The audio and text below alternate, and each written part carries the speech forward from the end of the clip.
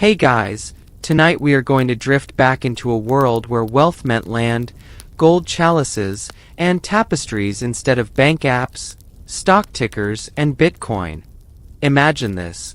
You're stretched out in bed, half awake, half asleep, and someone whispers, "You've just inherited the fortune of a medieval millionaire." Suddenly, you've got castles, silks, and peasants tilling the soil for you. You also have an endless list of weird responsibilities and bizarre luxuries that don't quite match up with the shiny dreams of today's billionaires. Now, let's start with a cheeky comparison, because, well, why not? Today, if someone says they want to get high, you probably picture late-night rooftop parties, legal or not-so-legal substances, or maybe just too much caffeine and TikTok scrolling. Back in medieval times, wealthy folks were basically chasing their own versions of a buzz. Honeyed wine that made your head spin, incense clouds so thick you could barely see the altar, or the slightly questionable thrill of rubbing exotic ointments on their skin, like rosemary and sage oils that supposedly lifted the spirit. Forget Red Bull. Your medieval millionaire might have sworn by nutmeg, which, believe it or not, was once so precious people claimed too much could send you into hallucinatory fits. Historians still argue whether that's an exaggeration, but it does sound suspiciously like the ancient cousin of a weekend rave. You lying there would probably think, "All right, I'll take the Wi-Fi, thanks." But the comparison is fun, because while today's millionaires burn their cash on yachts and space rockets, medieval elites were busy getting their kicks from spice cabinets and wine barrels. Strange flex, but it worked. And here's the reality check. You probably wouldn't survive long in this world. Between random plagues, noble feuds, and food that often gave more food poisoning than flavor, your odds aren't great. Even with money, you'd spend half your fortune just trying not to die from a bad oyster, or a doctor who prescribes leeches for a fever. Yet somehow, people not only survived, they built fortunes, carved estates, and strutted around like they owned the century. Spoiler, they literally did. So, before you get comfortable, take a moment to like the video and subscribe. But only if you genuinely enjoy what I do here. I'm not twisting your arm, but hey, the peasants had to tithe to their lords, so consider this a slightly friendlier version of the same deal. Oh, and let me slip this in.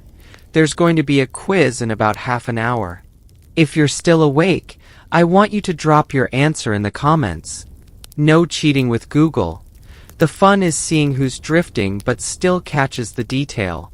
Picture yourself now, pulling on a slightly itchy wool tunic, stomping through mud streets lined with crooked houses, and knowing the person in the biggest stone manor is probably hoarding enough peppercorns to make Jeff Bezos blush.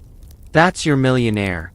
Proud, slightly paranoid, and always aware that wealth in this era was as fragile as a stained glass window in a tavern brawl.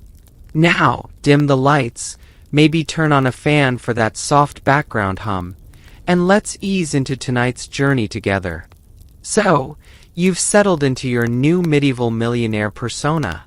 Forget bank balances. You're measuring your wealth in acres, tenants, and how many barns you can stuff full of grain. Land is everything. If you own land, you own people's lives in a very real sense, because peasants can't just pick up and leave. They're tied to your soil like the roots of the wheat they sow. Picture it. You're trudging across your estate, boots sinking into mud, cloak dragging behind you, while peasants bend over the fields, hoeing, planting, or cursing quietly about the blisters on their hands.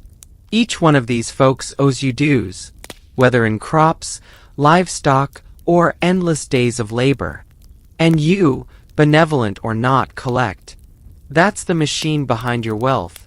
Dozens of families working themselves into exhaustion so you can recline on a bench padded with embroidered cushions, sipping watered wine and congratulating yourself on being generous because you allowed them to keep a goat. Here's a solid mainstream fact. On a typical manor, peasants were required to give up about 1/3 of their yearly harvest as rent or tax. 1/3. Imagine working all year, breaking your back in the sun and rain, and then watching cart after cart of your grain roll straight into your lord's granary. That's you now, the granary lord. And when your peasants can't pay in food, they make up for it in labor called corvée, where they basically spend part of each week farming your private lands instead of their own. And here comes the quirky tidbit. Some landowners were infamous hoarders. There are stories, half rumor, half recorded grumbling, that certain lords locked away so much grain that entire villages starved while their barns overflowed. Grain wasn't just food. It was currency, clout, and bragging rights. One French chronicler even whispered about a noble who was buried in a coffin stuffed with sacks of wheat, just to prove he was still richer underground. You almost want to laugh, except that everyone else was hungry. Now, this is where you get that first taste of big landlord problems. Because peasants weren't stupid, they noticed when your barns were bursting and their children were skinny. Some records even describe secret midnight raids, where desperate villagers stole back what they'd already given. Of course, when caught, punishment was brutal. Still, you can imagine whispers around smoky hearths. If Lord so-and-so has 6 barns full, maybe he won't notice a bag missing. Spoiler, they always noticed. Here's the scholarly wrinkle. Historians still argue whether rent or trade mattered more to building massive fortunes. Some say the true millionaires of medieval Europe were land magnates, milking their peasants and stockpiling like medieval Scrooges. Others argue it was merchants, those spice-slinging, silk-hustling types, who held the real keys to wealth. The truth is probably somewhere in between, but standing here on your manor hill, staring at rows of wheat bending in the wind, you feel pretty confident land is the safer bet. Your life becomes a rhythm of collection and control. Peasants bring offerings, eggs, chickens, cheese, while you tally, nod, and occasionally scold. You host manor courts where villagers squabble about stolen pigs, broken fences, or who owes what. And every judgment you make reinforces that you're not just wealthy, you're the law, the order, and the person everyone resents in equal measure. But here's a funny little modern aside. Think about your own landlord. Ever had rent raised for no reason, or fees tacked on mysteriously? Congratulations, you're living the peasant dream. Except back then, there was no tenant rights hotline. Just you, a shovel, and the faint hope your lord might be in a merciful mood. Still, you're proud. You look across the horizon and see not just land, but power. Every furrow, every fence post, every droplet of sweat shed by a peasant is another coin in your chest. And though you grumble about lazy serfs, deep down, you know you need them more than they need you. Without them, your barns would echo empty, your fields would rot, and your supposed millionaire lifestyle would vanish overnight. It's a delicate balance, one that keeps you awake some nights as the fire crackles in your great hall. You wonder, just how secure is this fortune? You've had your fun lording over muddy fields and peasants, but let's be honest. Land wealth can feel a little slow, like watching grass grow. If you really want to taste the thrill of medieval millions, you slip on a cloak, load up a few pack animals, and head straight for the chaotic, colorful world of merchants and long-distance trade. This is where fortunes rise and vanish overnight, where risk equals reward, and where peppercorns, yes, those tiny black things in your grinder, could be worth more than gold. Imagine yourself at a bustling fairground in Champagne, France. The air smells of roasting meat, damp wool, and the faint tang of horse dung, but nobody minds. Merchants from Italy, Flanders, and even the far-off Levant crowd together, shouting prices and waving contracts. Chartered fairs like these were the backbone of Europe's commerce, and here's your mainstream fact. These fairs were legally protected by kings and dukes, guaranteeing safe passage and special courts for disputes. Think of them like medieval Wall Street, minus the skyscrapers, plus a lot more mud. You could buy silks, wool, glass, spices, and even the occasional exotic animal if you had the coin. Everyone knew deals made here could turn you into the kind of person nobles grudgingly respected. But the real glamour came from the spice and silk routes. Imagine caravans trudging across deserts, camels groaning under sacks of cinnamon and nutmeg, ships creaking across the Mediterranean with bolts of shimmering silk. It was a logistical nightmare, with pirates, storms, and bandits lurking at every turn. Yet the payoff was staggering. Pepper, nutmeg, cloves, spices we now casually sprinkle on French toast or pasta, were so rare and precious that people literally measured them by the grain. One Venetian merchant supposedly paid his dowry entirely in pepper. Sounds like a joke, but it's recorded that peppercorns were used as currency in some city markets. And here's the fringe rumor. There's a story about a merchant so loaded with peppercorns that he built a vault-filled floor to ceiling with the stuff. Neighbors swore the smell wafted through the streets, and when he died, people whispered he wanted to be buried with a handful in each pocket. Whether true or not, you can't deny. It's the kind of gossip that makes you wonder if medieval wealth smelled permanently spicy. Of course, merchants had a reputation. Nobles looked down their noses at them, calling them grubby and greedy. Yet, when nobles needed loans or a shipment of luxury cloth, who did they run to? Exactly. The social gossip of the time is filled with contradictions. One moment mocking merchants as low-born opportunists, the next marrying their daughters to secure that sweet, sweet spice money.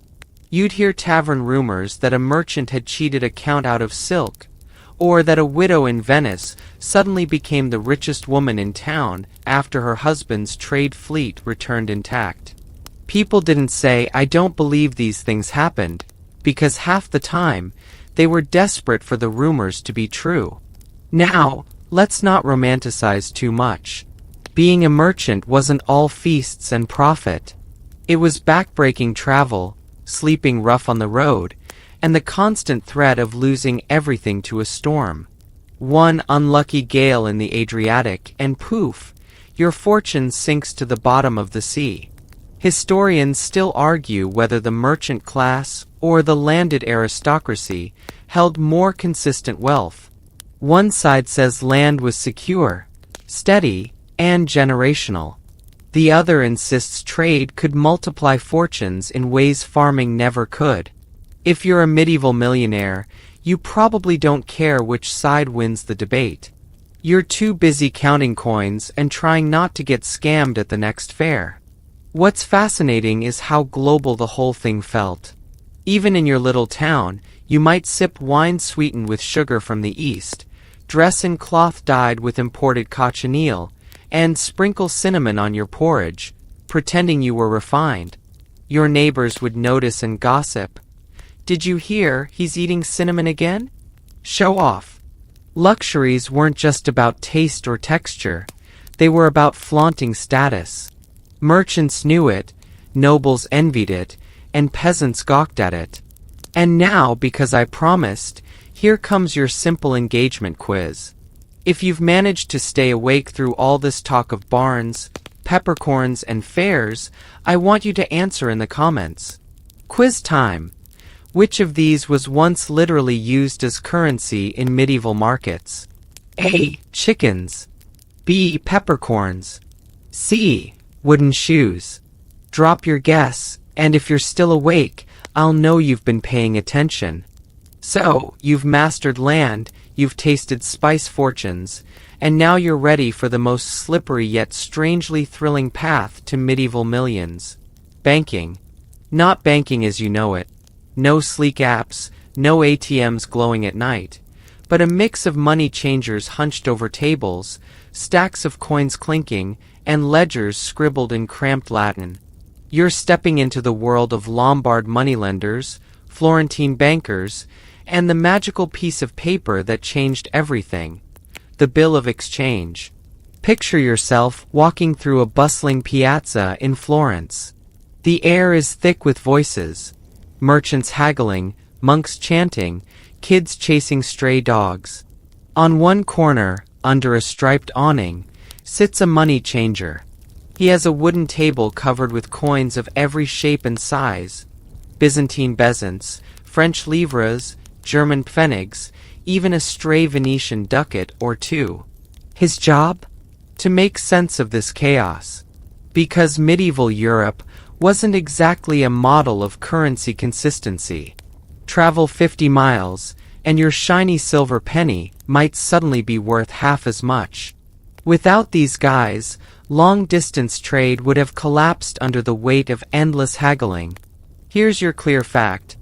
By the 13th century, Italian bankers were issuing bills of exchange, documents that let merchants move money without physically hauling sacks of gold across dangerous roads. You could pay a banker in Florence, get a bill of exchange, travel to Bruges, and collect the money there, minus a fee. Letters of credit worked similarly, allowing traders to borrow and pay back in another city. These instruments were revolutionary, reducing the risks of robbery and making big deals possible across Europe. Of course, with innovation comes suspicion. Church authorities weren't thrilled about charging interest, calling it usury, which was technically forbidden. The workaround?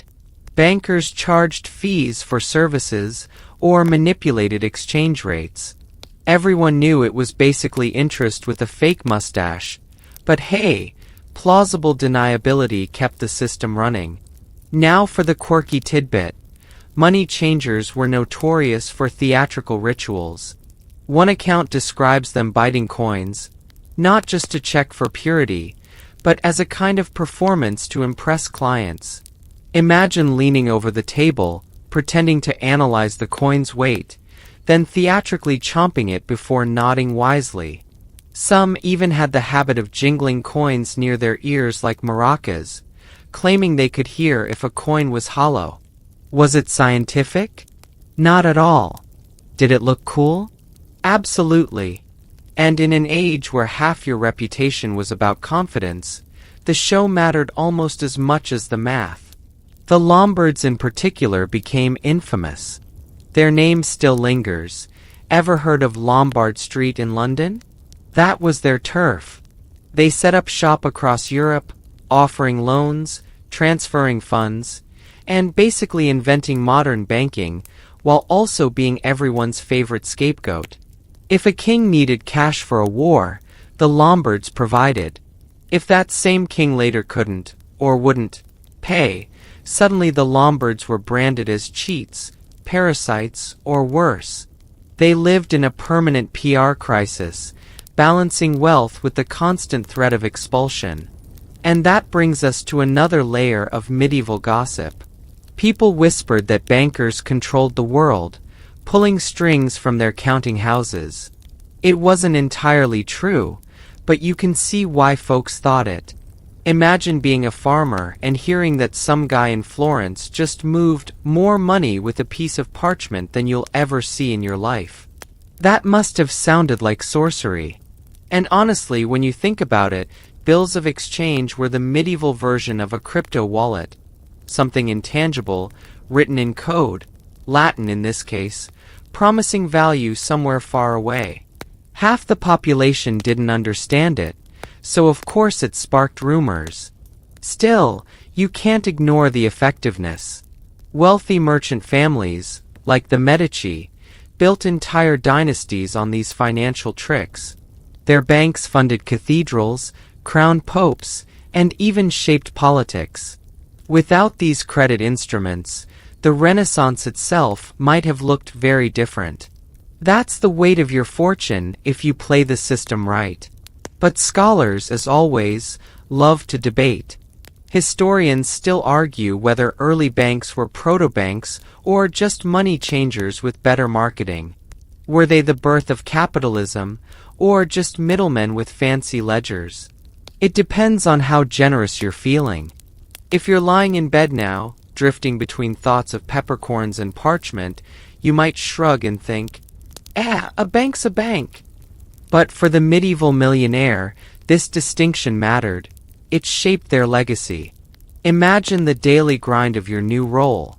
You sit in your workshop, ink-stained fingers flipping through ledgers, calculating exchange rates. A merchant storms in, demanding to know why his bill in Paris was worth slightly less than expected. You smile, explain exchange fluctuations, and quietly pocket your fee. Outside, people mutter that you're a bloodsucker. But inside, you know your house is lined with frescoes, your table piled with delicacies, and your children wearing silks. Gossip doesn't sting quite so much when you're eating imported figs. Still, it's not without risk. If a king defaults, your whole operation collapses. If a ship sinks, your credit lines unravel. One bad investment, and suddenly you're the one being whispered about. Did you hear the banker lost everything? Couldn't happen to a nicer guy. You learn quickly that medieval millions are slippery, vanishing as easily as they appear. So while peasants sweat in fields and merchants gamble on caravans, you sit behind your table of coins and parchment, manipulating numbers that most of the world doesn't even understand. It's powerful, intoxicating, and maybe a little terrifying. But as you look at your growing ledgers, you know one thing. This is the future of wealth, whether anyone believes it or not. Now that your coffers are bulging from land rents, spice trades, and a few clever bills of exchange, you finally get to the part everyone daydreams about: spending it. Being a medieval millionaire wasn't just about having money, it was about showing it. Wealth only meant something if other people could see, smell, and taste it. So you wrapped yourself in silks, dined on spices, soaked in perfumes, and threw feasts so outrageous that people were still gossiping about them months later. Because in a society obsessed with status, your luxuries were more than comfort. They were weapons. Start with clothing. Ordinary people wore wool, rough and itchy, dyed in browns and grays that screamed, practical, not pretty. You, however, sweep into the hall in silk from China or brocaded velvet from Venice, shimmering in candlelight. The fabric itself told people you were untouchable. Here's your mainstream fact. Silks reached Europe through Byzantine and Islamic trade networks, with Italian cities like Venice and Lucca becoming major hubs by the 12th century. Owning a single silk tunic could cost as much as a peasant's yearly wages. That's why when you entered the room, no one needed an introduction. Your outfit had already spoken volumes. Then came the spices. Cinnamon, cloves, ginger, nutmeg. Today, they're sitting innocently in your kitchen cabinet, but back then they were treasures. People believed they weren't just tasty but medicinal, capable of preserving meat, improving digestion, and even enhancing romance. And oh, the prices! Whole fortunes were made and lost on a shipment of nutmeg. You sprinkle a little on your meat pie, and everyone at the table gasps. It's like you casually set fire to a pile of money just to season dinner. That kind of display wasn't subtle, but subtlety was never the point. Of course, perfumes added another layer. Daily bathing wasn't exactly a medieval hobby, so the wealthy masked reality with rose water, musk, and imported oils. Step into a room trailing the scent of frankincense, and people knew you had the kind of connections that stretched across continents. Your very smell became a brag. And if someone muttered that you reeked of extravagance, well, that was the point. But here's where society tried to rein you in. Sumptuary laws. Kings and city councils got nervous watching common merchants strut around in noble-level luxury, so they passed laws telling people what they could and couldn't wear or eat. Maybe velvet was reserved for nobles, or only certain ranks could wear ermine fur. In England, even the width of your shoe was sometimes regulated, because too pointy shoes apparently offended God and common sense. These laws rarely worked. People found loopholes, bribed officials, or flaunted the rules anyway. But they do reveal the tension of the time. Money alone wasn't supposed to erase centuries of bloodline and title. You could be rich, but you'd better not look richer than your lord. Still, people pushed the limits. That brings us to the fringe tale. Saffron, the crimson gold spice from crocus flowers, was so valuable that some regions treated it almost like currency. There's a rumor about a German merchant paying a ransom entirely in saffron threads, weighing them out like coins. Another story claims a shipment of saffron was hijacked, leading to a literal saffron war in the 14th century when desperate nobles fought over it. Whether every detail is true or exaggerated, the point is clear. Saffron was so dazzlingly precious that people whispered about it like it was treasure from a dragon's hoard. Can you imagine buying a house today with a bag of dried flowers? That's how bizarre and unbelievable these luxury tales can sound to us now. The irony, of course, is that showing off could be as dangerous as it was thrilling. A noble might envy your silks and accuse you of overstepping. Neighbors might whisper that you got your spices through shady dealings. Even servants judged. There are accounts of maids mocking their masters behind closed doors for buying imported figs when local apples would have done just fine. Your wealth made you a target for admiration and resentment in equal measure. And here's the academic caution. Historians still argue about how to measure conspicuous consumption in the Middle Ages. Some say records of silk gowns and spice imports prove elites flaunted wealth constantly. Others argue that these displays were rare, exaggerated in chronicles, and more symbolic than everyday. Was the average rich merchant really feasting on cinnamon every night? Or were these displays occasional, blown out of proportion by jealous onlookers? The truth likely lies somewhere between the gossip and the grain accounts. But lying here now, drifting with the story, you can picture it. Long tables groaning under platters of roasted peacock, feathers reattached for effect, goblets of imported wine gleaming by candlelight, laughter bouncing off the rafters as guests sniff your perfumed sleeves and murmur, "Well, he certainly spares no expense." You sip, you smile, and deep down you know that while money gave you the means, it was the spectacle that gave you power. Guilds were the invisible scaffolding of medieval urban wealth, and to understand them is to step into a world where rules, oaths, and symbols shaped both daily bread and dreams of fortune. When you picture a medieval city, its bustling streets, hammering workshops, smoky bakeries, and fragrant stalls of cobblers or weavers, almost every one of those crafts was regulated by some form of guild. These organizations were neither purely professional clubs nor purely economic monopolies. They were hybrids, part brotherhood, part business cartel, part local government in miniature. They regulated standards, guarded trade secrets, and imposed hierarchies among apprentices, journeymen, and masters. For many artisans, wealth was not achieved by striking out as an independent entrepreneur in the modern sense, but by climbing carefully, rule by rule, within a guild-sanctioned structure. The structure itself was rigid yet alluring. An apprentice might spend 7 years learning in the household of a master, receiving food, lodging, and the humbling duties of cleaning tools and sweeping floors. Journeymen then traveled, literally journeying between towns to refine skills, often producing a masterpiece that would be judged by senior guild members.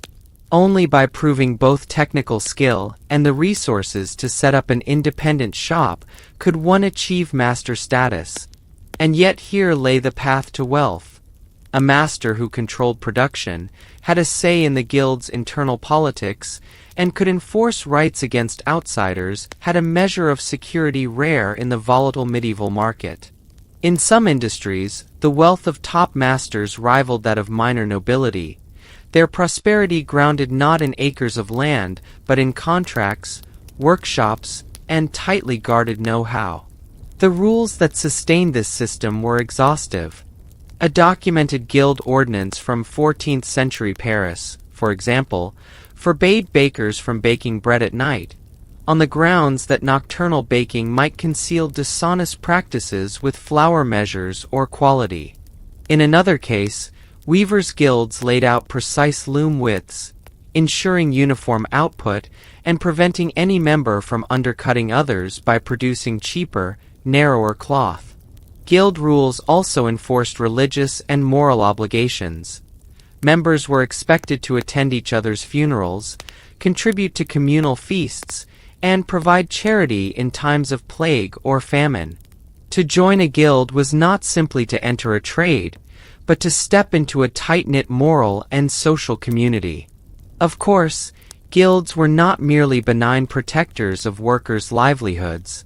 They were jealously monopolistic, using city councils and royal charters to outlaw competition. Foreign merchants or unlicensed artisans often found themselves fined, their wares confiscated, or even driven violently from markets. This control over entry meant that a guild could keep prices high and wages within predictable ranges. For those inside, this was security. For those excluded, it was frustration. Historians still argue whether guilds helped or hindered social mobility. Some point to the fact that talented apprentices could, with enough patience and connections, rise to wealth and civic office. Others emphasize that guild regulations often favored the sons of existing masters, creating a quasi-hereditary elite within trades that claimed to be meritocratic. Alongside these formal structures circulated whispers and oddities, quirky echoes of the guild world that hint at how strange and ritualistic it could seem to outsiders. One rumor, recorded in late medieval chronicles, suggested that certain guilds of masons and smiths required initiates to undergo bizarre symbolic ordeals, such as being blindfolded and led around the workshop, forced to touch unfamiliar tools while reciting oaths of secrecy. Whether these accounts are exaggerated or not, they show how guilds cultivated an air of mystery, reinforcing solidarity by hinting at hidden knowledge. It may not be surprising that in later centuries, Freemasonry and similar societies would claim descent from medieval craft guilds, drawing on this reputation for arcane rites. The economic significance of guilds lay not just in their internal discipline, but in their public presence. Guild members paraded on feast days, sponsoring pageants and adorning streets with elaborate displays. Their banners and emblems became civic symbols, and their chapels inside cathedrals displayed wealth that rivaled noble patronage. A cloth guild might commission stained glass showing Christ draped in shimmering textiles, while a butcher's guild could endow altars decorated with carved oxen or lambs. Through such gestures, guilds announced that artisans, too, had a stake in the sacred and civic order. Their wealth was not quiet, it was performed, woven into the urban landscape. At the same time, guilds created mechanisms for collective bargaining with rulers.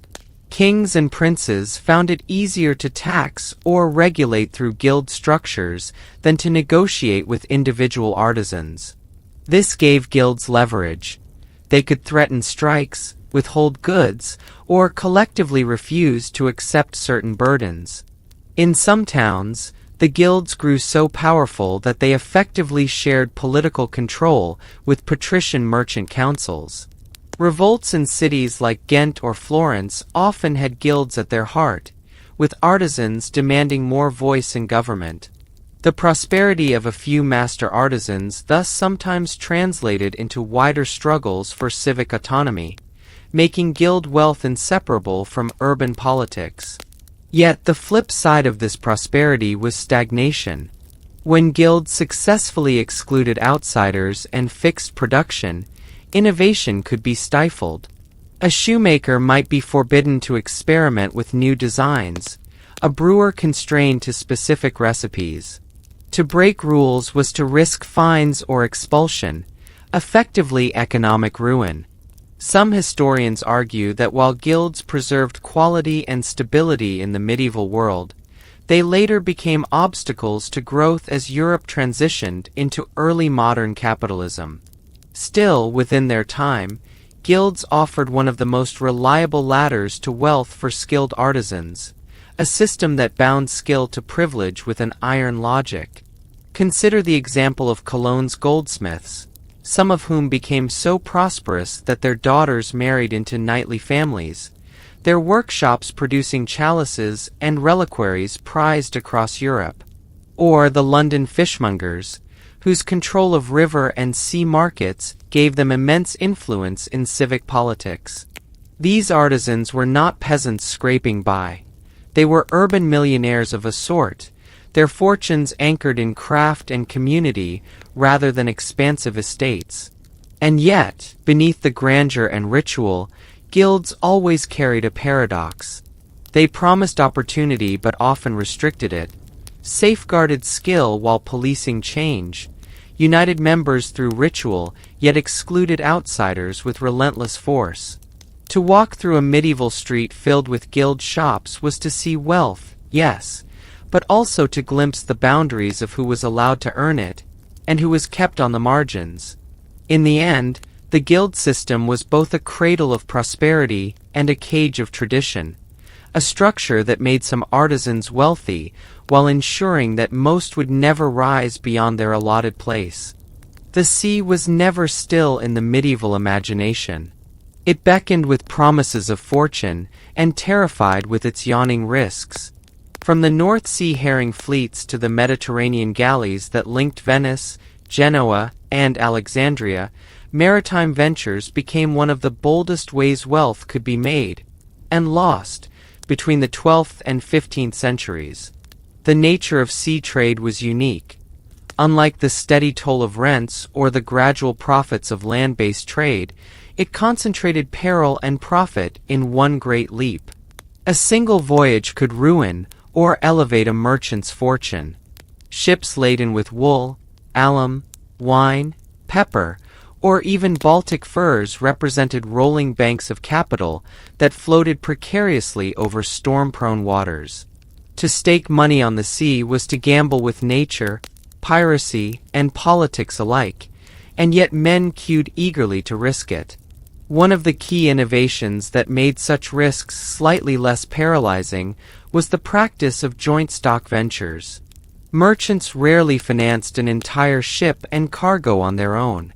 Instead, they spread risk across multiple investors. A single voyage might be supported by half a dozen contributors, each taking a percentage of the returns proportional to their investment. In this way, the loss of a ship might sting, but it rarely meant total ruin. Such arrangements foreshadowed modern capitalism's appetite for shared risk and collective profit. Indeed, some historians like to say that the Mediterranean of the late Middle Ages was as much an incubator of financial instruments as it was a thoroughfare of spices. Among the most interesting mechanisms was the marine loan. This was a legal contract that tied credit to safe arrival. A lender would advance funds to finance a voyage, but the borrower only repaid if the ship arrived safely at its destination. If the vessel was lost, the debt vanished into the sea. This arrangement placed risk directly into the lender's pocket, but in return, they could demand very high interest, sometimes scandalously so, which led to periodic moral outcries about usury. Yet marine loans persisted precisely because they offered a workable way to manage unpredictability. We know for certain that by the 13th century, Italian city-states had elaborated marine loan contracts with impressive legal precision, embedding them into the commercial fabric of the Mediterranean world. Another refinement was the letter of credit, which meant that a merchant could carry less physical coin and instead rely on trusted financiers in major ports. If you presented a letter in Pisa, Florence, or Bruges, a banker or money changer would honor it, sparing you the danger of hauling chests of silver on stormy ships. Some of these instruments were almost indistinguishable from insurance in function. They reassured investors that at least part of their money might be recoverable even if the sea swallowed a ship. It is here that the scholarly debate intrudes. Historians still argue about when real insurance emerged. Was it in the form of these medieval contracts, with their hedging of risk, or does proper insurance only arrive later in the 16th century, when underwriters in places like London and Amsterdam began selling explicit insurance policies? The boundary is blurry, but the medieval appetite for risk mitigation was unmistakable. If you walked the quays of Venice in the late Middle Ages, you might hear fringe tales whispered among sailors and dockside traders. One recurring rumor spoke of a ship from Genoa, said to have gone down in the Aegean, that carried nothing but coins, literal tons of minted silver, meant to pay mercenaries in a Byzantine campaign. Some insisted it was cursed, others that locals still found washed-up coins centuries later, though no records confirm its existence. Such stories reveal how tightly money and the sea were linked in the popular imagination. A lost cargo was never just wood and cloth or grain and fur. It was treasure in the purest sense, sunk to the bottom of the sea, waiting like a hoard in some unseen chest. Alongside rumor, rituals flourished among those who handled money at the ports. A curious custom among certain money changers in Lombard towns was to bless scales before weighing silver for sea loans. They would spit lightly on the balance or whisper a prayer invoking Saint Nicholas, patron of sailors. This mix of superstition and commerce might strike us as quaint, but it spoke to the reality that no matter how sophisticated the contracts, faith and fortune still weighed heavily in every transaction. To finance a voyage was both a rational calculation and a leap into the unknown. For merchants who succeeded, the profits could be dazzling. Consider the Venetian convoys that transported pepper, cinnamon, and nutmeg from the Levant. A single ship's cargo might sell at a markup of several 100% once unloaded in European markets, enough to fund palaces and patronize painters. For a class of merchant adventurers, maritime ventures made possible not just private wealth but civic glory. Genoa, Venice, and later Lisbon flourished precisely because they harnessed the daring of these ventures and turned them into state power. Naval escorts, armed galleys, and convoy systems were not altruistic defenses, but deliberate policies to protect investments worth millions in today's terms. Yet for every glittering success there were tragedies. Fleets lost to storms in the Bay of Biscay, pirates seizing cargoes near Cyprus, English and French ships clashing during the 100 Years' War, destroying fortunes alongside enemies. Chronicles sometimes record the aftermath in oddly emotional terms. Families ruined, widows left without dowries, cities plunged into temporary depression because a convoy did not return. The sea was not just geography. It was an economic frontier that could change the fate of a town overnight.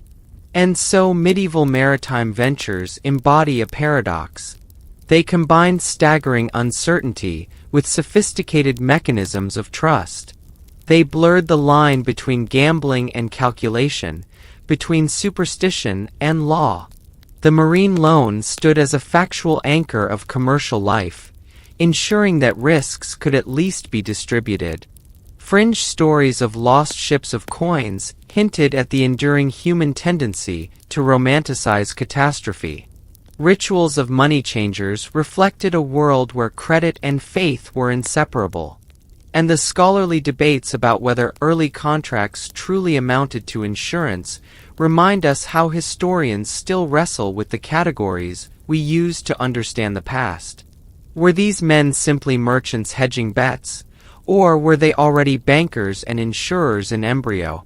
Either way, They lived at the edge of fortune, staring out over seas that offered no guarantees but infinite possibilities. We come now to another stage in the long drama of medieval wealth, a place where commerce and politics met in the candlelit halls of castles and palaces. For all the dusty ledgers of trade and the careful calculations of maritime risk, it was often the glittering court that mattered most to a wealthy merchant. Here, coin could become clout. A loan extended to a prince, a banquet underwritten for a coronation, a shipment of silks gifted to a queen. These gestures allowed merchants to climb from the counting house to the antechamber of power. Patronage was both shield and ladder. It offered protection against rivals, tax exemptions, or even a noble title in return for financial service. To ignore the importance of courtly patronage is to miss the way gold and velvet intertwined in shaping medieval society. Factual examples abound. In 14th century England, for instance, the Italian Bardi and Peruzzi banking houses had direct dealings with Edward III. Their extension of massive loans to fund his wars with France bound their fortunes to the throne itself. The king defaulted in the end, bankrupting them, but the fact remains: access to the crown was both a merchant's dream and nightmare. On the continent, one can point to the Medici of Florence, whose patronage of both civic and courtly affairs turned financial strength into a dynasty. They backed popes, arranged marriages, and placed their own family members on thrones and in bishoprics. This was not accidental. It was the strategy of using money as the very language of legitimacy. At smaller courts, too, merchants bought proximity. A merchant who could provide imported spices for a ducal feast or rare fabrics for a wedding gained something more than profit. He gained favor. To stand near the dais, to be known by name in a setting where most of the realm's nobles gathered, was to step into a protective circle. Letters of protection might follow, or exclusive licenses, or monopolies granted on salt or iron. Courtly patronage was thus an investment. Cash translated into both tangible legal shields and intangible prestige. Of course, the line between genuine admiration and naked self-interest blurred often in these circles. Some chronicles hint at whispered gossip. One rumor claimed that a wealthy cloth merchant secured his daughter's marriage into a minor noble line by secretly funding the dowry of the noble bride's cousin. Others tell of lords who publicly scorned the smell of trade, but quietly borrowed money in back chambers. Courtly halls buzzed not only with music and dance, but with murmured accounts of debts, bribes, and favors owed. The same merchant who presented a bolt of silk might be the one bankrolling a baron's mercenary company. If gossip could be believed, sometimes the gift of a rare perfume or jewel carried implications beyond the obvious, ensuring that when legal disputes arose in the town square, the judgment tilted subtly in the merchant's favor. The logic of patronage, however, was not entirely stable. It was a delicate balancing act. Give too little and one remained anonymous. Give too much and one risked ruin. The Bardi and Peruzzi debacle, mentioned earlier, is the classic example.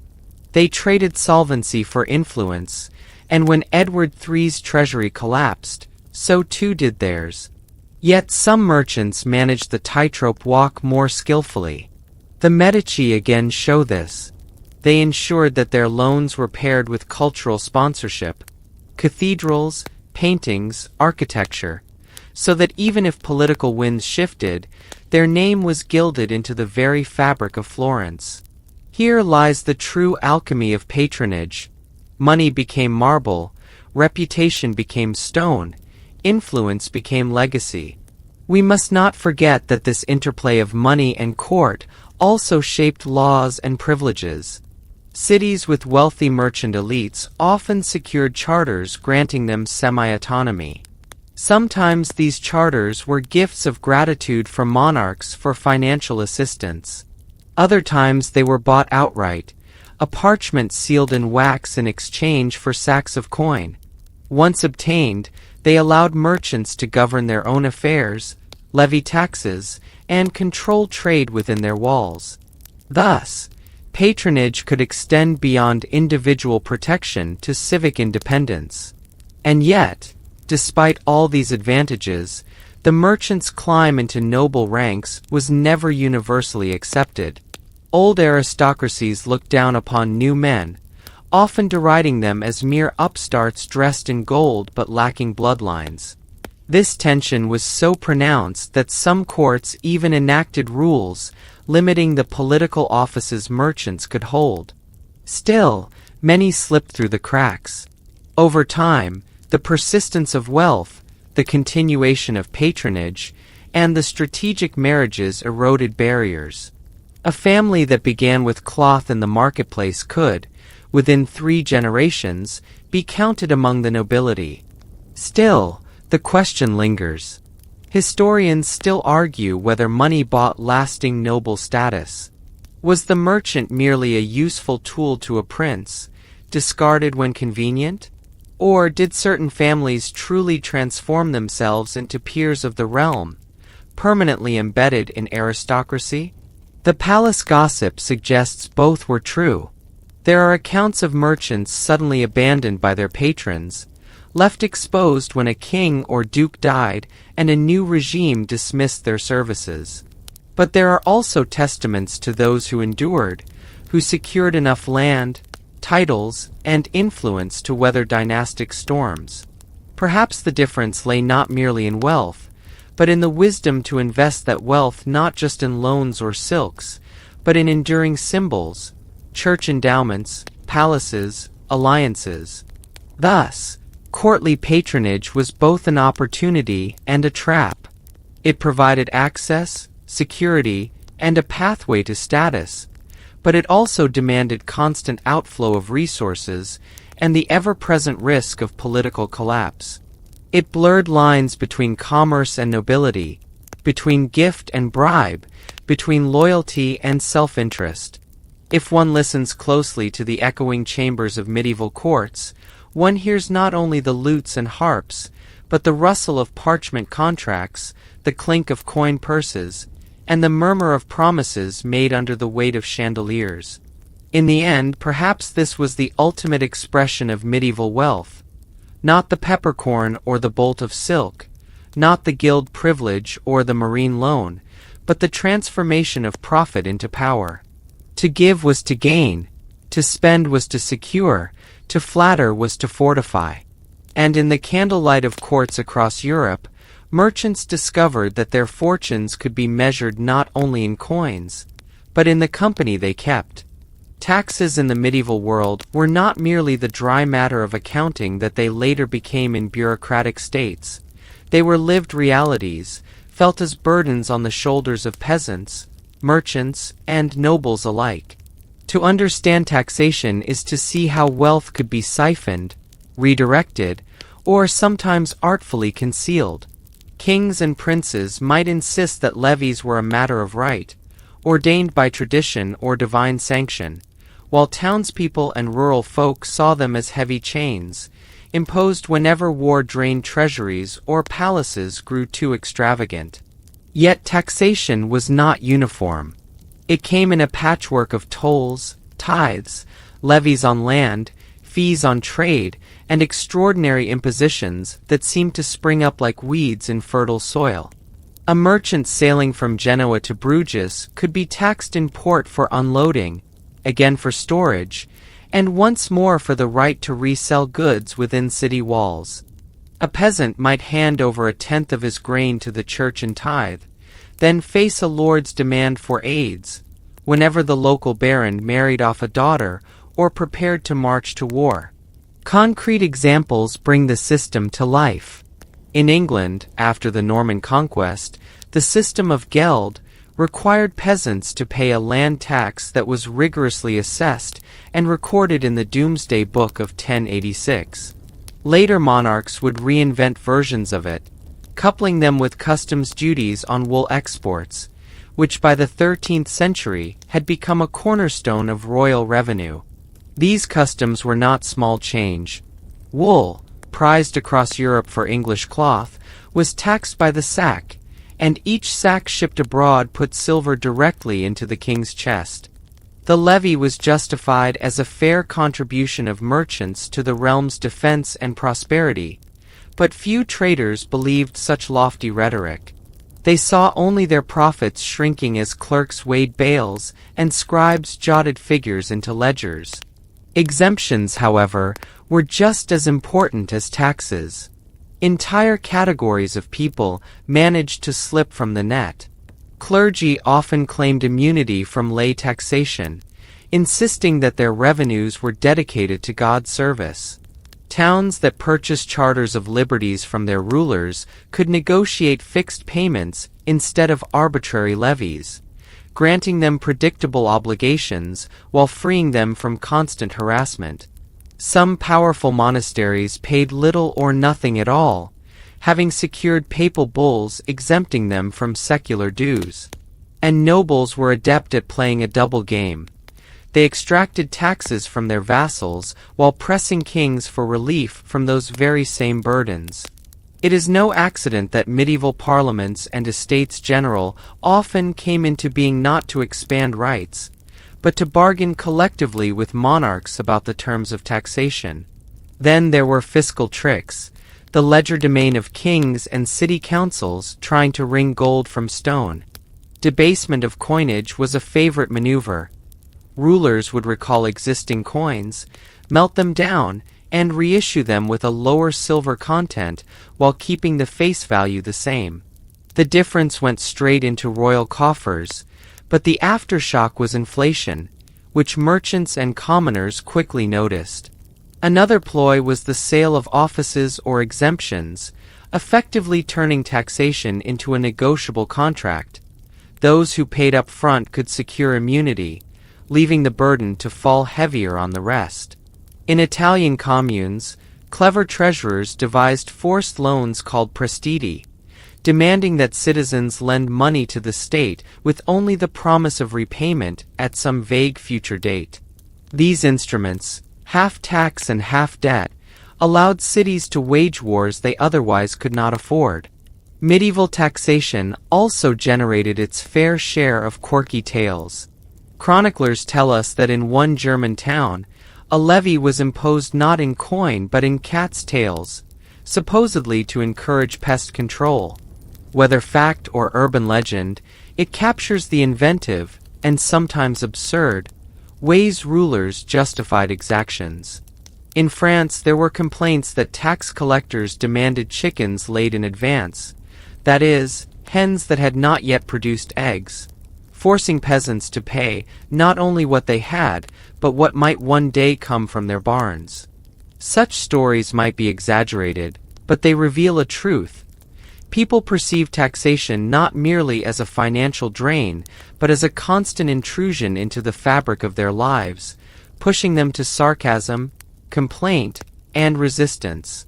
The question of who bore the heaviest load is still debated. Some argue that peasants carried a crushing weight, ground down by both secular and ecclesiastical levies. Others point out that merchants, though often wealthier, faced unpredictable customs duties and tolls at every river crossing and city gate. Nobles, too, were not entirely immune. Monarchs devised special levies on landholders during emergencies, and though the nobility often resisted, they sometimes found themselves cornered. The truth likely varied enormously across regions and decades.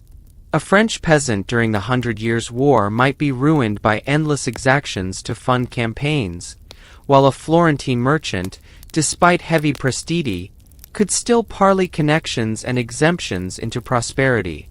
Taxation also played a political role.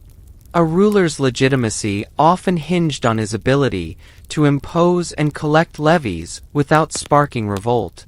England's Magna Carta in 1215, famous for curbing royal power, included clauses ensuring that the king could not levy extraordinary taxes without consent.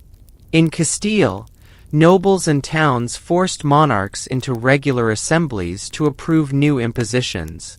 And in Italian republics, debates over taxation became debates about citizenship itself. Who counted as part of the political community that decided how burdens would be shared? In this way, fiscal policy was never simply financial. It was profoundly social and political. Exemptions could also become tools of favoritism. A merchant who secured a tax break might rise above his peers, provoking resentment. A noble family shielded from royal demands might see rivals falter. Tax farming, whereby states outsourced collection to private financiers, introduced yet another layer of inequality. These contractors squeezed the population to turn a profit, often provoking hatred not of the distant monarch but of the local collector, who became the visible face of fiscal oppression. Some grew rich, others ruined, depending on how skillfully they played this dangerous game. And so we are left with the paradox of medieval taxation. It was both ubiquitous and uneven, brutal yet negotiable, resisted yet accepted as part of life. Every levy carried within it a story of struggle, between king and noble, priest and peasant, merchant and toll-keeper. Taxation shaped fortunes by draining some households while enriching others through exemptions or clever manipulation. It could bring rebellion, as in the English peasants' revolt of 1381, sparked by a poll tax that pressed too far, or it could reinforce loyalty, as when a ruler granted a town fiscal privileges in exchange for support. Above all, it was a system in constant flux, dependent on personalities, politics, and the shifting winds of war. Historians debate endlessly about the true burden of medieval taxation, whether it was crushing and exploitative, stifling growth, or whether, for all its clumsiness, it was lighter than the massive bureaucratic tax machines of the modern state. The answer likely lies somewhere between, but the debates themselves remind us that taxes, far from dull, are the pulse of history's struggles over wealth and power.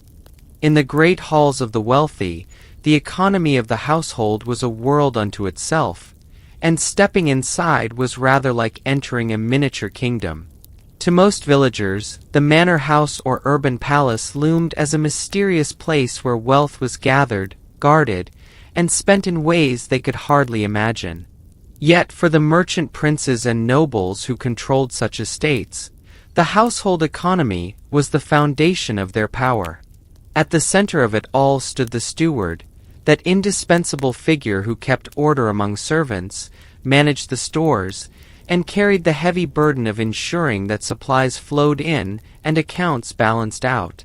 It was the steward with his bundle of keys jangling at his side, who could open storerooms filled with salted meats, cheeses wrapped in cloth, and barrels of ale stacked high against the winter. He was also the one who oversaw the ledgers, written in cramped Latin or the vernacular, where every penny and loaf of bread was supposed to be accounted for. To us, those pages might look dry, but they were the heartbeat of domestic order, telling us how many candles were burned in a year, how many oxen slaughtered, how much spice purchased from the market. Bookkeeping, in fact, became one of the marks of an advanced household. A surviving record from the 13th century household of Countess Eleanor of Leicester reveals a precise accounting of revenues and expenditures. She knew down to the farthing how much was owed by her tenants and how much had been spent on her kitchens. This degree of detail was not accidental. It reflected the growing recognition that the household was not just a private space of eating and sleeping, but also a complex institution that had to be managed with the same care as a workshop or guild. Stewards and clerks developed their own techniques of notation, sometimes using tally sticks split in two, one half for the master and one for the steward, so that fraud could be detected. At times, visiting auditors would check the books, leaving marginal notes scolding or praising the steward for his diligence. The kitchens themselves were a marvel of activity. In the wealthiest homes, they were divided into multiple spaces: a bakehouse for bread, a brew house for ale, a scullery for washing dishes, and the great kitchen for roasting meats over roaring fires. Each section was manned by servants whose titles alone tell us how stratified the domestic economy had become. The pantler managed the pantry, the butler the buttery where wine and ale were kept, the larderer the salted meats, the cook the main dishes, and the confectioner the sweets. A household of even moderate rank might employ dozens of such people, all under the eye of the steward or the lady of the house. To keep them working smoothly required not only discipline, but also careful supply. The arrival of wagons loaded with wheat, wine, or fish from distant markets was an eagerly awaited moment, and delays could set the whole rhythm of the household askew. Yet beyond the visible bustle of kitchens and storerooms, there were whispered rumors of secret treasure rooms hidden within some great houses. Visitors sometimes claimed that beneath the flagstones of castles or behind the tapestries of palaces, wealthy lords kept locked chambers where jewels, gold plate, and sacks of coin were hidden away from both creditors and rivals. Whether all these stories were true is doubtful, but the fear of theft was real. The proliferation of household keys, sometimes worn on belts like a badge of office, was a practical necessity, but also a symbol of trust and authority. In some families, the lady of the house alone held the keys to certain rooms, a reminder that domestic order was not merely a masculine affair, but one that required the vigilance and authority of women as well. The household economy extended beyond food and treasure. Workshops attached to the estate might produce cloth, candles, leather goods, or iron tools. These were not just for internal consumption, but could also be sold in the market, blurring the line between home and business. In Florence, some merchant families effectively turned their palaces into centers of textile production, where servants and apprentices labored in attics and cellars while the master conducted trade deals in the grand hall. Even in the countryside, manorial households could function as hubs of production, storing grain, processing wool, or brewing ale for sale. Whether these activities should be seen as the seeds of capitalism or simply as extensions of domestic survival remains one of the great debates among historians. The daily rhythms of such households were tied to accounting and ritual. At dawn, the steward might inspect the pantries and issue food for the day. At midday, accounts could be tallied, servants dispatched on errands, and disputes settled over who owed what to whom. By evening, candles were counted, rooms locked, and the lord or lady briefed on any issues. Every transaction, from the purchase of pepper to the repair of a cartwheel, left its trace in the books, creating a paper trail that modern historians eagerly pore over to reconstruct the life of the time. It is no accident that some of the earliest surviving personal account books come from such households. They are, in essence, the diaries of domestic economy. One cannot overlook the symbolic role of these practices. To maintain a household of dozens or hundreds of people was to demonstrate one's ability to command resources and impose order. Visitors would notice not only the grandeur of the hall, but also the smoothness with which meals appeared, rooms were cleaned, and disputes resolved. A disorderly household could reflect badly on the reputation of its master, while an orderly one could enhance prestige and even political influence. Some chroniclers, indeed, took care to note the well-run kitchens of certain kings as evidence of their good governance. Yet for all this apparent order, there was always an undercurrent of tension. Servants could steal, stewards could cheat, supplies could fail. A rumor of hidden treasure could spark envy, a late wagon of grain could breed resentment. The household was both a place of warmth and of control, generosity and suspicion. The ledgers were there not only to record but also to discipline, to make servants accountable, and to reassure masters that their world was in order. And still, as scholars debate the meaning of all these practices, a simple question lingers. Were these households really the forerunners of modern firms, with their divisions of labor, their bookkeeping, their production and sales? Or were they, despite their complexity, still homes, centers of family life and social obligation, where business was only ever secondary to status and survival? Historians still argue whether households functioned as firms or homes. Thus, when you imagine yourself wandering through a grand medieval house, remember that behind the tapestries and banquets lay an intricate web of accounts, storerooms, and whispered secrets. It was a world where bread was weighed, candles counted, gold hidden, and servants disciplined, all in the name of maintaining an order that, for its masters, was as vital as any kingdom. For within those walls, the economy of daily life was nothing less than the foundation of wealth, power, and survival.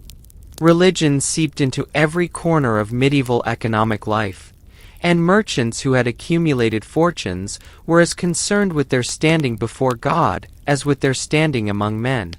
The doctrine of usury, with its sharp restrictions on charging interest, had long cast suspicion on commerce. Yet clever workarounds and clerical reinterpretations softened the blow.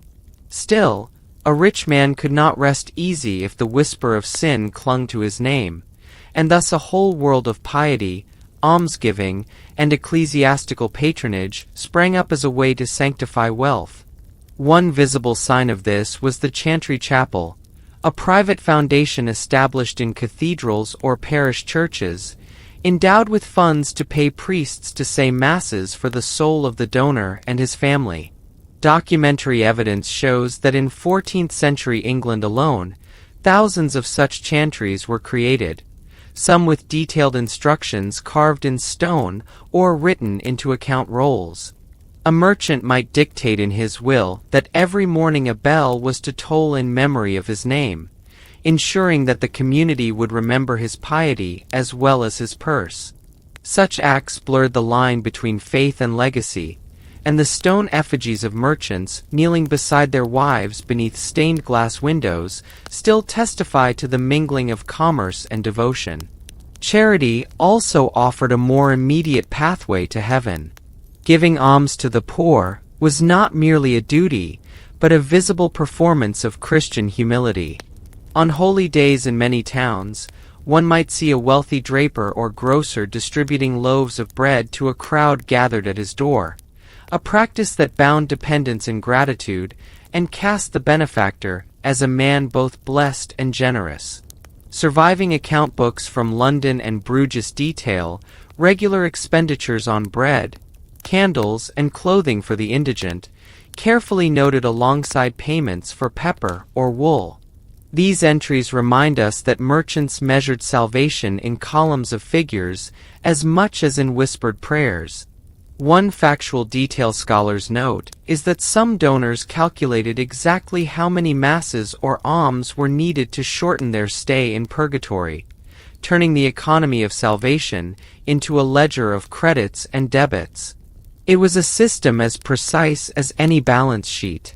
And yet, around these serious acts of giving and remembrance, gossip clung like ivy.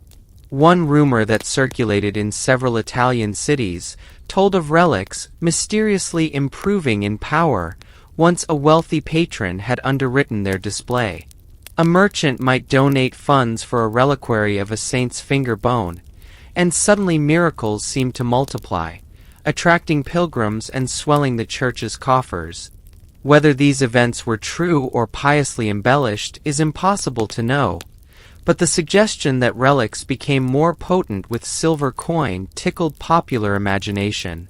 It was whispered in Florence that a certain banker's generous endowment had caused a relic of Saint Zenobius to heal twice as many fevers as before, as though heaven itself kept track of the donor's accounts. Quirky as these tales were, they reveal how economic reputation and divine favor intermingled, each reinforcing the other in rumor and ritual. Merchants were not naive in these performances.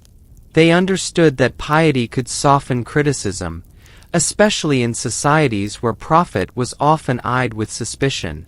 Founding a hospital for the sick, or sponsoring the repair of a city wall, could shield a family from accusations of greed. Chronicles record such gifts with approval, and town charters occasionally enshrine the names of benefactors for posterity. The careful construction of an image, humble before God yet magnanimous before man, was central to merchant identity. A benefaction might ensure not only prayers for the soul, but also political leverage with civic leaders who admired or depended on such largesse. Still, the question lingers. Were these acts sincere expressions of faith, or calculated maneuvers to cement social status? Historians still argue the matter. Some emphasize the intense religiosity of the age, when fear of purgatory and yearning for salvation permeated daily life. They suggest that merchants truly believed their gifts were necessary for the health of their souls, and that the ledger-like calculations of alms were simply extensions of a deep spiritual conviction. Others stress the social theater of giving, pointing out how donors insisted on having their coats of arms displayed above altars, or how they sought burial in the most prominent spots of a church. From this angle, charity appears less as unalloyed piety than as a mechanism of reputation management, sanctifying wealth by making it indispensable to the community's religious life. Even among contemporaries, suspicions simmered. A satirical poem from late medieval France mocked the merchant saints, who sought canonization through coin, suggesting that heaven's gates could be bought as easily as a barrel of wine. Yet parish records show villagers continuing to pray at chantries, to rely on hospitals built by merchant gifts, and to believe in the efficacy of alms. Whatever cynics thought, the system worked because it wove together economic, religious, and social strands into a pattern everyone could understand. Behind cloister doors, priests themselves debated the boundaries of acceptable giving. Was a gift tainted if the money came from usurious lending or from trade with infidels? Theologians often found nuanced answers, allowing sinners to atone through spectacular generosity. Thus, wealth that might have been suspect could be washed clean in the baptismal font of charity. The intertwining of money and salvation was perhaps inevitable in an age when commerce was rising but spiritual anxieties still pressed hard. In the end, medieval merchants lived in a world where heaven had a price and where earthly memory mattered nearly as much. They built chantries, gave alms, sponsored relics, and funded churches not simply to display their success, but because in their minds wealth without salvation was barren. Whether one sees their actions as pious or calculating, or both at once, the fact remains. Religion, charity, and reputation formed a trinity of survival for the prosperous classes. And as modern scholars remind us, historians still argue whether these gestures sprang more from sincere faith or from social maneuvering. But either way, they shaped the fabric of medieval economic and spiritual life. Scandals, gossip, and whispered drama were as much a part of medieval society as trade ledgers, grain tallies, or merchant contracts. It is almost impossible to imagine the great cities of Florence, Bruges, Paris, or London without also imagining the street corner chatter, the murmured suspicions in taverns, or the sly winks exchanged when someone wealthy suddenly fell from grace. Medieval fortunes were not simply built on hard work or good luck.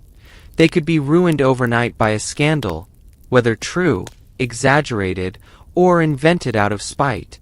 The human appetite for stories of betrayal, lust, or fraud is timeless, and in the Middle Ages it thrived in markets and courts just as it does today in tabloids and on social media. Consider the case of Jacques Coeur, the celebrated 15th-century merchant of Bourges, who rose to be one of the richest men in France, and even served as financier to King Charles VII. His ships carried luxury goods across the Mediterranean, and his lending kept the crown afloat during lean years. Yet, in 1451, he was suddenly arrested on charges of embezzlement, fraud, and even the shocking accusation that he had poisoned the king's mistress, Agnes Sorel. Modern historians generally believe the charges were politically motivated, fueled by envy at his spectacular wealth and influence. But at the time, the gossip was irresistible. A merchant too wealthy for comfort, meddling in affairs of state and bedroom alike, dragged down by whispered accusations. One can almost hear the murmurs in the streets. "Did you hear? Jacques Coeur, the king's banker, killed Agnes with a potion." It was sensational, scandalous, and devastating. His fortune was confiscated, his reputation permanently stained, and though he managed to escape prison and flee into exile, he never recovered the shining status he once held. If that was the sort of documented scandal that filled chronicles and official records, the fringe stories and salacious gossip reached even wilder heights. Venetian rumor-mongers, for example, whispered about entire ships carrying brides from the East, financed by wealthy merchants who supposedly grew tired of Venetian ladies. Whether or not such ships ever existed, most scholars doubt it. The very rumor reflected anxieties about wealth and morality. Too much money allowed men to treat women like cargo, and the Republic's reputation as a hub of both commerce and carnal indulgence was only fueled by such tales.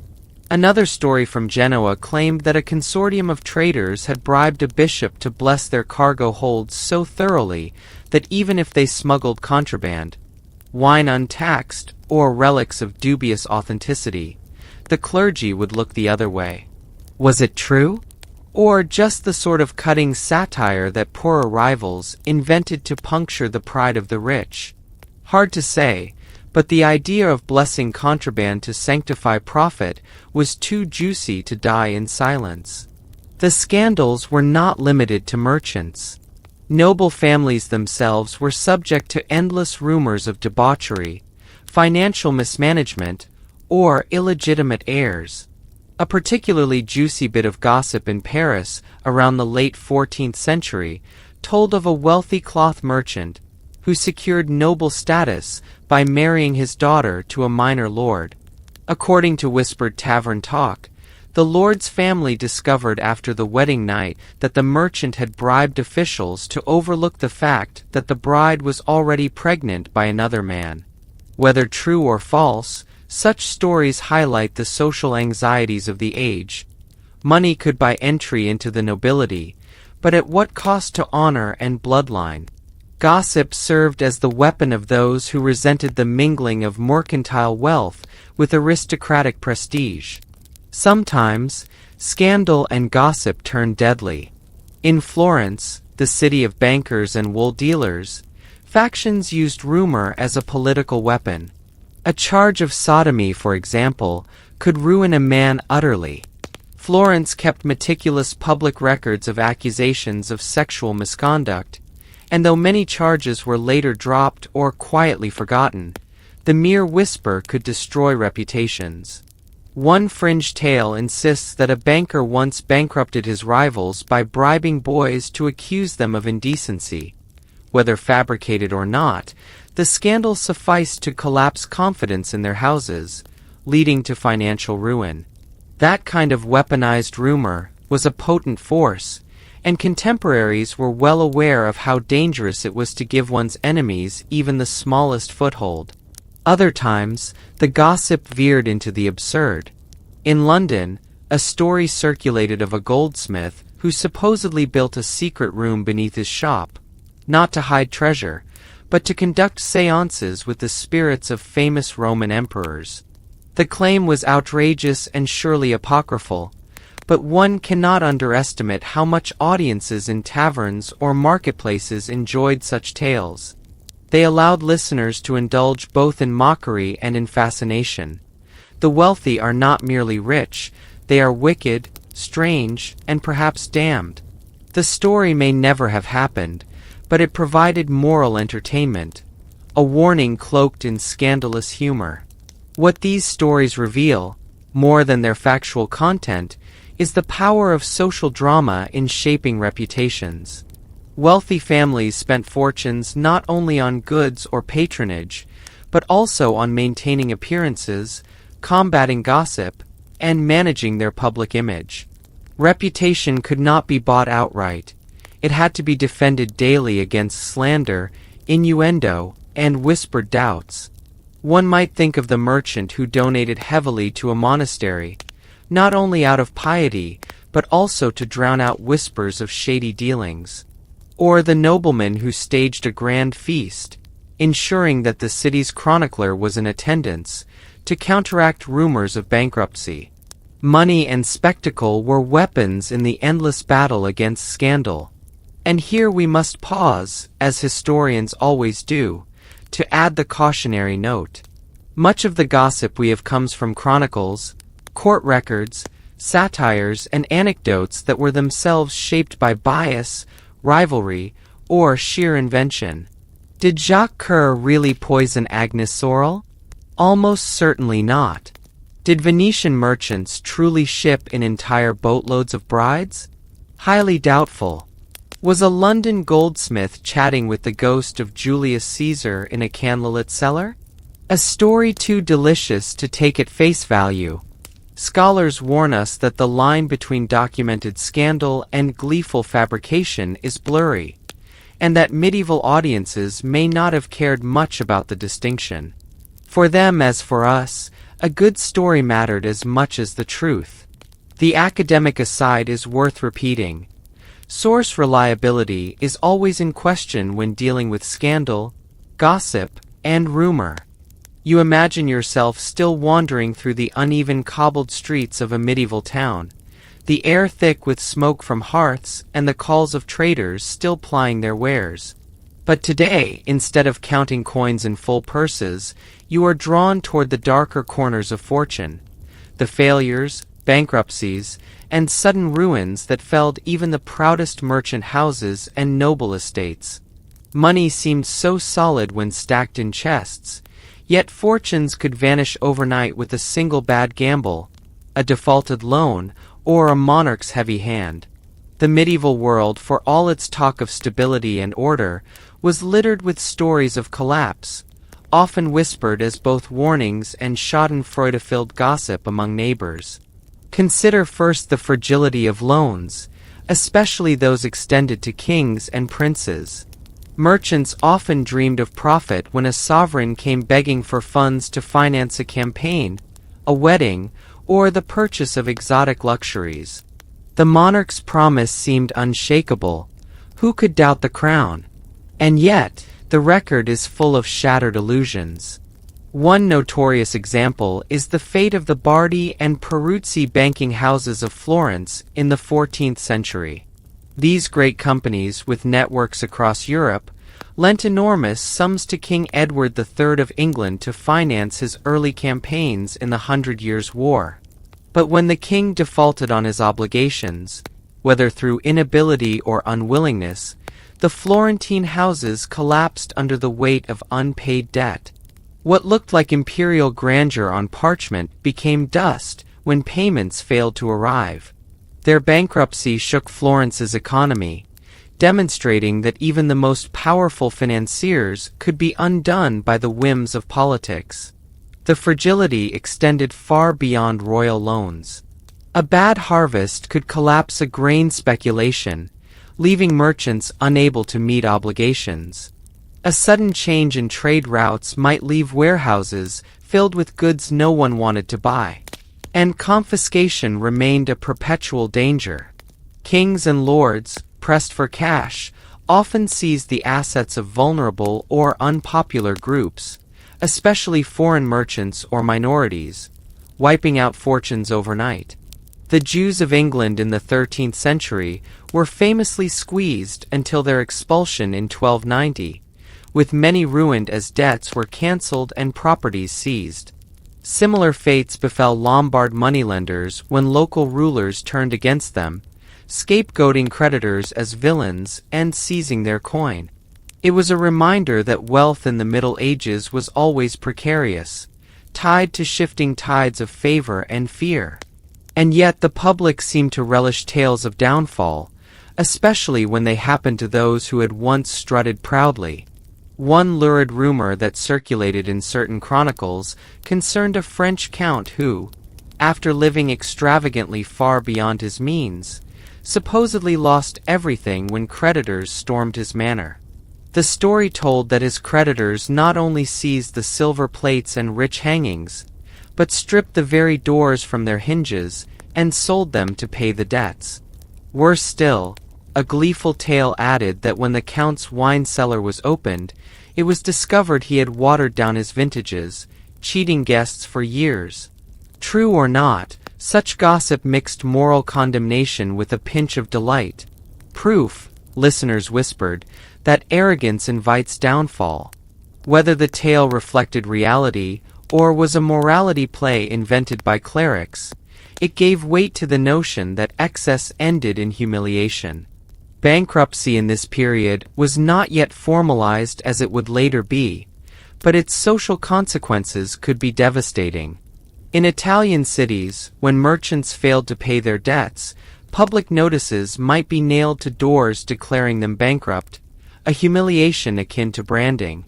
The disgraced merchant could be barred from the market, excluded from guilds, and socially ruined even if he later recovered some funds. Families were tainted by association. Daughters of bankrupt men struggled to make respectable marriages, and wives might be left with no dowry security at all. The collapse of a household was not just financial. It struck at honor, reputation, and kinship. In many cases, the stain lingered for generations, as rivals never let the memory fade.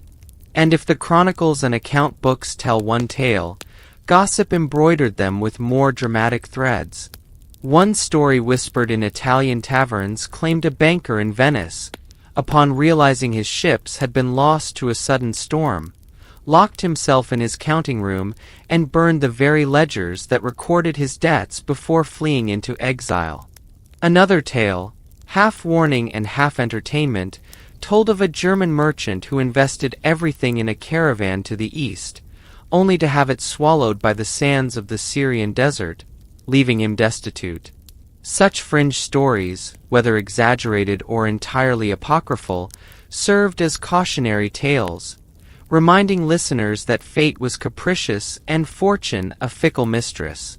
They were repeated with relish not because they could be verified, but because they felt true to the precariousness of the age.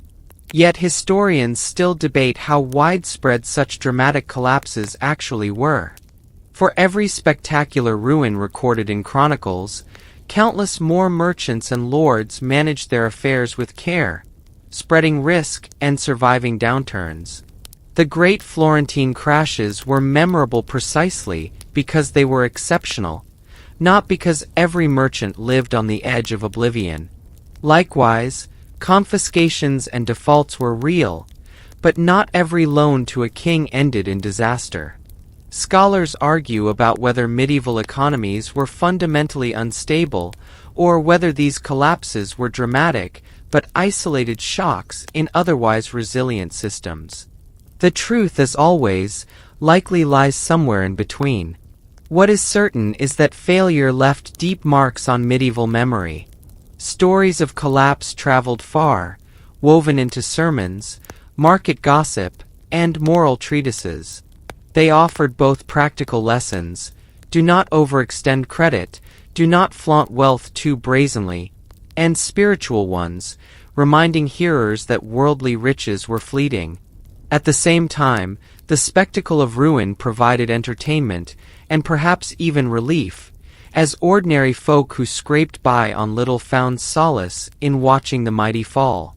The great merchant toppled by a default, the noble ruined by extravagance, the banker undone by fate. Each story reinforced the sense that fortunes will spare no one. In the end, all fortunes, no matter how carefully guarded, displayed, or manipulated, had to pass through the veil of death. The medieval elite were acutely aware that death was not just a spiritual crisis, but a financial and political one. For the distribution of property, the maintenance of lineage, and the preservation of social standing depended on how carefully a legacy was handled. Wills, probate courts, marriage settlements, and the sometimes Byzantine system of primogeniture were the instruments by which wealth was transferred and preserved, or, just as often, fractured and squandered. One could walk into the hall of a great family and see tapestries, plate, jewels, and accounts of landholdings, but the true test of endurance was whether those objects and acres could survive the passage from one generation to the next. The most basic mechanism of inheritance in much of Western Europe was primogeniture, the custom of passing estates intact to the eldest son. This kept properties consolidated and titles secure, though it often condemned younger sons to scramble for clerical offices, military service, or advantageous marriages. Families without male heirs faced different predicaments.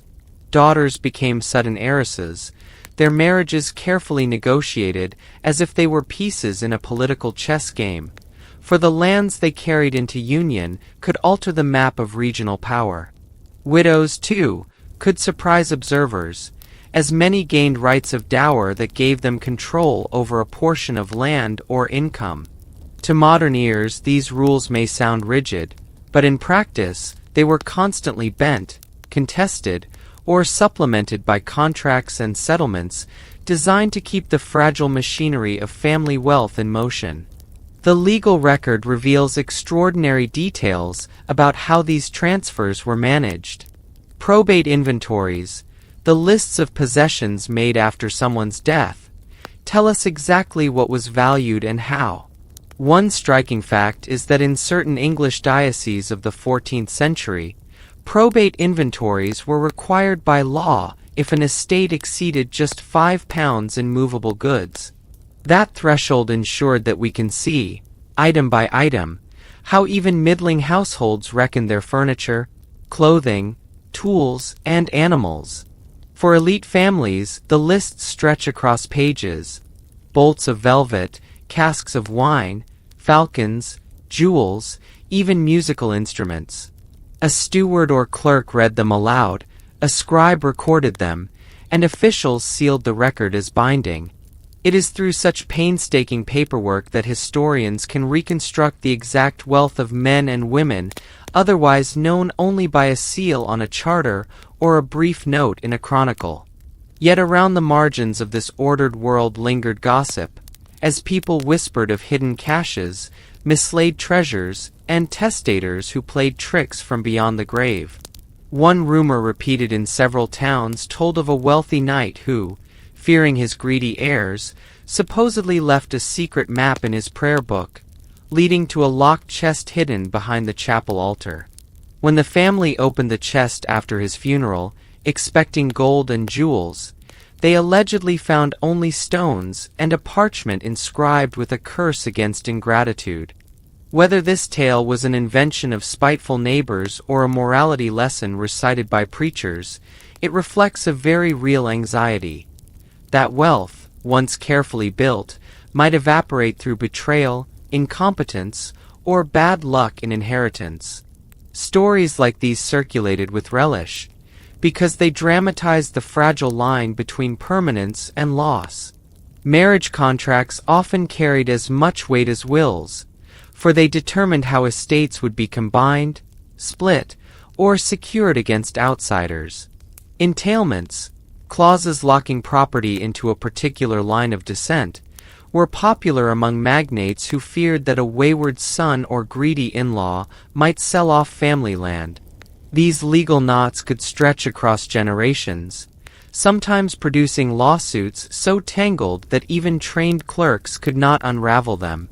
Ordinary people might shake their heads at the spectacle of noble cousins fighting for decades over a single estate, while the land itself lay underused. But to the participants, the stakes were immense. the difference between sustaining a family's memory in stone and parchment or slipping into obscurity. Deathbed scenes were themselves carefully choreographed. Clergy and notaries recorded the testator's words, witnesses stood by to verify intentions, and disputes often erupted immediately once the body was buried. The language of wills was full of both practical details, who should receive a gown, which child got which farm, and of spiritual provisions, for gifts to churches, chantries, and the poor were expected to shorten one's time in purgatory. In this sense, inheritance was not merely economic but theological, a way of binding one's wealth into the eternal economy of salvation. The prayers of monks and the feeding of paupers stood alongside the division of barns and vineyards. Still, inheritance was rarely smooth. Confiscations by kings, annulments of marriages, bastard children pressing claims, or creditors seizing goods could unravel even the best-laid plans. Chroniclers delighted in pointing out the irony of grand families collapsing because one greedy son gambled away land, or because cousins sued each other into ruin. A rumor from France tells of a count whose heirs discovered, too late, that he had secretly pledged all his estates to a monastery in exchange for burial near the saints. Whether true or exaggerated, the story captured the suspicion that piety could be wielded as a weapon in family politics. Historians still argue over how to read these records of death and legacy. Some emphasize that households used legal tools with extraordinary sophistication, turning wills and contracts into mechanisms as complex as any modern trust fund. Others caution that the surviving documents are biased, reflecting only what clerks deemed worth recording or what courts admitted into evidence. Behind the neat Latin of a probate roll, they remind us, lay quarrels, tears, bribery, and perhaps even violence. To treat these texts as transparent windows into medieval life is risky, for they were themselves contested artifacts, shaped by litigation and by the desire to present family honor in the best light. So, as you imagine the flickering candles of a deathbed, the whisper of a clerk's quill, or the clang of a coffer being sealed with wax, remember that the medieval legacy was never just about money. It was about honor, lineage, salvation, and the fragile hope that one's name would endure beyond the grave. Some heirs enriched themselves, others squandered fortunes, and some estates disappeared entirely into lawsuits and debts. We have wandered a long way together, haven't we? From the flickering torchlight of feasting halls to the hidden ledgers of bankers, from whispered gossip to solemn chapels, we have watched fortunes rise and crumble. Yet, if you pause and try to imagine what it felt like to inhabit wealth in the Middle Ages, the answer is both dazzling and oddly ordinary. For all the magnificence of silks, jewels, and soaring palaces, the lived experience was punctuated by routines.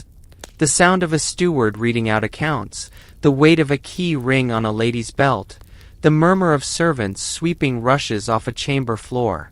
Wealth, at its core, was not only a spectacle to impress others but also a daily texture, a sensation in the body, an aroma in the air, a rhythm in the household. There is something striking about how many aristocratic letters, merchant journals, and account rolls slip between grand affairs of state and small details. One day, a nobleman is dispatching letters about alliances with kings, and the next, he is fretting about a consignment of wine spoiled in a damp cellar.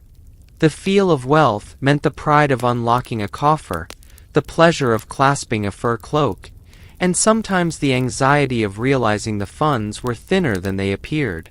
Those who lived in great households often described an alternating pulse of security and fear. Gold glittered, yes, but it was never beyond risk. Fire, fraud, famine, or fickle monarchs could snatch it away. To live with fortune was to live with constant reminders of fragility. A tapestry might take years to weave, and yet a careless candle could undo it in a night. A manor carefully stocked with grain could be raided by soldiers within hours. And so, medieval wealth carried not only pride but also vigilance. Locks, guards, oaths, and rituals of accounting were not just trappings of order. They were defenses against loss. To be rich in the Middle Ages was to feel blessed, and yet perpetually wary. If you could step into the shoes of a medieval magnate, you might be surprised by how much of life felt ritualized. Morning prayers, meals ordered by rank, accounting hours, and even the sequence of visits to a town market, all had their rhythm. A rich person's life was not a constant parade of luxury, but a chain of carefully managed routines, each reinforcing a sense of both control and precariousness. Think of a noblewoman tracing the same route each day through her halls, listening for the creak of floorboards, or a merchant rising at dawn to hear news of incoming ships. In those small acts, wealth manifested less as splendor and more as vigilance wrapped in ceremony. And yet, to their contemporaries, the wealthy radiated awe. Even a modest display, silver cups at table, a painted devotional panel, a mantle lined with miniver, could strike neighbors with wonder. Part of the emotional landscape of wealth was knowing that eyes were always upon you. To eat too plainly was to invite whispers of decline. To display too extravagantly was to stir envy or resentment. Thus, wealth felt like a stage role. One had to perform it carefully, never letting the mask slip. Letters from the 15th century show aristocrats fretting not only about expenses, but also about appearances. Did the guests notice the wine was from Gascony? Did they comment on the new hangings in the hall? What did they whisper afterward? These were the intimate anxieties of wealth. And so, when we reflect on the day-to-day existence of the rich, we find a paradox. Their lives were at once cushioned and pressured. Cushioned by abundance, servants to fetch, cooks to prepare, tailors to stitch, clerks to count. Pressured by expectation, the need to fund retinues, endow churches, build alliances, and never appear diminished. The emotional balance was delicate, like walking across a frozen pond. Beneath the glitter lay constant strain. As our journey winds toward its close, it is worth remembering that for every magnificent banquet or glittering jewel, there was also the hum of daily effort. Stewards' reports, weavers at their looms, scribes with ink-stained fingers. Wealth was never a single possession. It was a living organism, pulsing through households, estates, and cities. It required tending, management, and constant performance. To the men and women who lived with it, fortune was both a blessing and a burden. Now, let us begin the soft fade, the gentle wind down, a kind of slow retreat from this long tapestry of medieval wealth. Imagine the heavy doors of a great hall closing quietly. The torches dim. The laughter and chatter of guests fade to silence. You are left in the hush of a stone corridor, only the distant echo of footsteps receding. The story of medieval riches, with all its excesses and anxieties, becomes like a dream you are slowly leaving behind. As you settle into this silence, picture the objects of fortune dissolving one by one, the coins slipping back into coffers, the jewels returning to their cases, the tapestries rolling themselves up into darkened storerooms. The grand banquets with their peacocks and swans melt away into memory. Even the gossips' voices, so sharp in life, blur into a faint, uncatchable murmur. Wealth becomes no longer something solid and shining, but something weightless, like mist in the early dawn. And in this quiet drift, you may find yourself thinking not of lords and ladies, but of the timelessness of human worry and desire. The need to appear, to belong, to endure. That was as much a part of the medieval rich as it is for us today. In truth, behind all the velvet and coin, there were hearts that beat anxiously, ears that listened for whispers, eyes that scan the horizon for threats. As the story fades, let yourself drift too. Imagine a candle guttering low in a chamber, its flame soft, its wax nearly spent. The night is deep. The air is still. The weight of centuries closes in around you, not oppressively, but gently like a blanket. The chronicles of merchants and magnates, with their tallies and their quarrels, their victories and downfalls, slowly fold shut. You are left only with the steady rhythm of your breath, and the faint echo of a world that once glittered and groaned under the burden of wealth. Now the words grow softer, as if spoken from a distance, fading across time. You do not need to remember each detail of taxation, or inheritance, or scandal. They can slip away like sand through an open hand. All that remains is the calm sense of having journeyed through another time, and now of letting go. Let your body grow heavier against the bed. Let your eyes grow slower in their blinks. Feel the centuries dissolving, as if the long road of this narrative were closing behind you. You are not in the banquet hall anymore, nor the counting house, nor the chapel. You are simply here, drifting, safe, quiet. And now the voice fades entirely, leaving only stillness.